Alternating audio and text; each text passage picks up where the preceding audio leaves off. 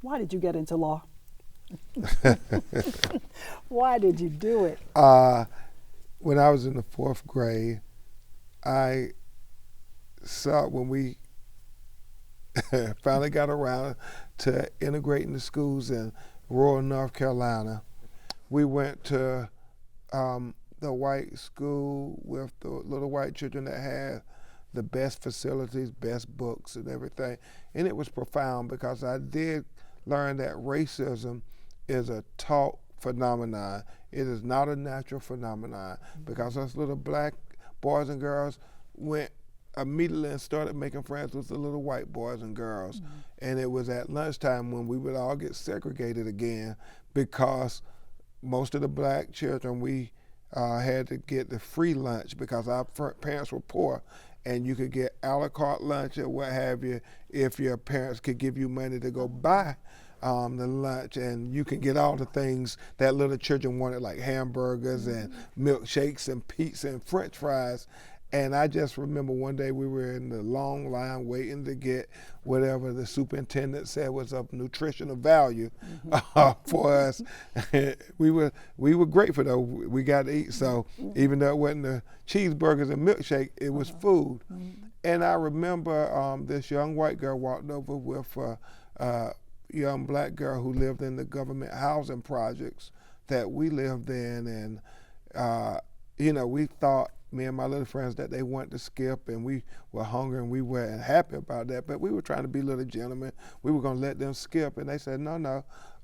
We were just coming to say hey to y'all. The young white girl said, I'm going to buy her lunch, and she took that $100 bill. And it was profound to me because my mother worked 2 jobs and raised her 3 boys, and it would take a whole week for her to make $100. But yet this little 10-year-old white girl had a $100 bill that she said she got regularly as her allowance. And so we didn't believe her, but to prove it, that it was her money and she could do anything she wanted with it, she said she'll buy all of us lunch. And she did.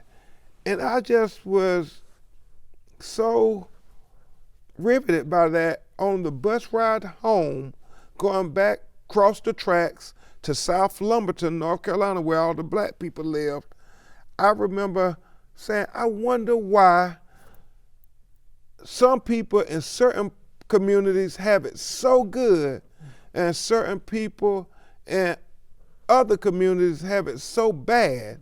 And I remember my mother told me the reason we got to go to the new white school with the new books and the new facilities in the white community was because of Thurgood Marshall and Brown versus the Board of Education. And I said, from that moment to this day, I'm going to be like Thurgood Marshall to try to make it better for people in my community and people who look like me. And I still strive to do that every day I wake up. Every day. Every day. Do you ever get tired? I mean, you are going from case to case, dealing with quite difficult things. Yeah, you do get tired, but then I think about Thurgood Marshall and I think about Charles Hamilton Houston, Constant, Baker, Motley, and all those great lawyers before us who did so much more than us, who risked so much more than us, who life were in constant danger. And I think about their sacrifices and I say, I can't complain. And then I think about what we're fighting for. I have a 7-year-old daughter, and I think about her future. And I think this is what we're fighting for, and they're worth the fight.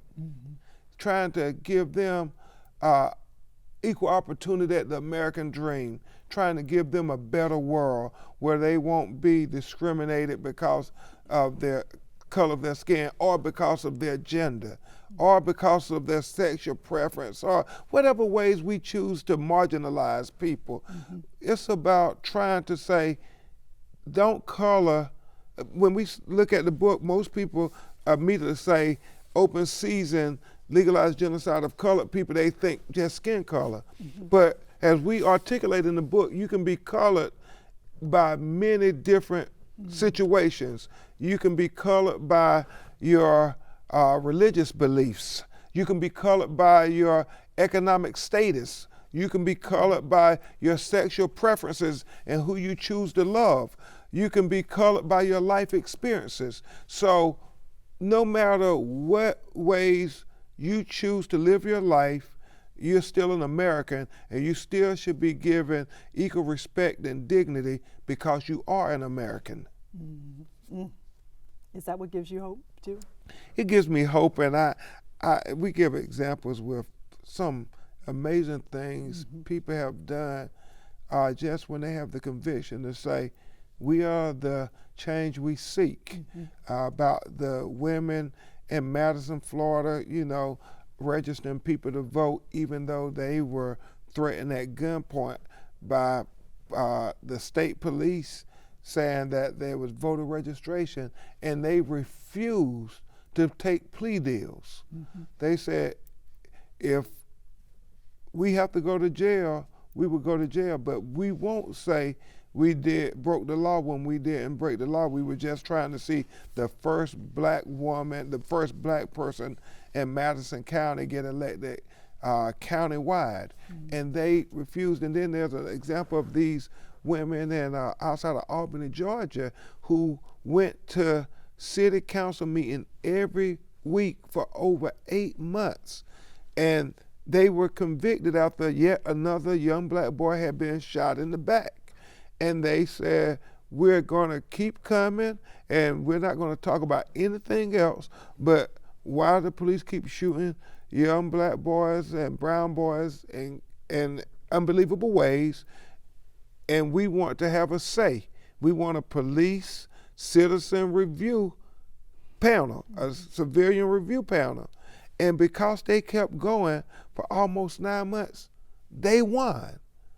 And that's what this book is about. It is not only talking about what the issues are, because we can never get to the solution if we don't address the problems and admit the problems, but then what to do to make it a better world for our children so they don't get caught up in the legalized genocide trap that not just the criminal justice system, but systems of banking, education, everything has laying before them.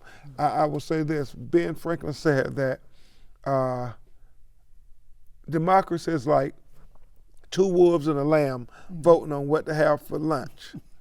But he said liberty is making sure that the lamb is well armed to protest that vote. And so, with this book, we're trying to make sure these young lambs in communities of color are well armed to protest this school to prison pipeline, this voter suppression, these Jim Crow stand your ground laws, this environmental racism, this prison industrial complex, because we got to make sure our children are more intelligent than those who will seek to oppress them. That's the only way we can win this war. We won't win it with violence. We won't win it with bullets or any of that other stuff. It will be won with intellect and diplomacy, and that's what I talk about when we talk about reimagining mass incarceration. Is there better financial incentives we can get from American citizens, whether black, white, brown, or red, than just locking them up, throwing them away the key, trying to get slave labor from them? We can do better, America. This book is a mirror. Look in the mirror. Don't look away from the mirror. We can do better.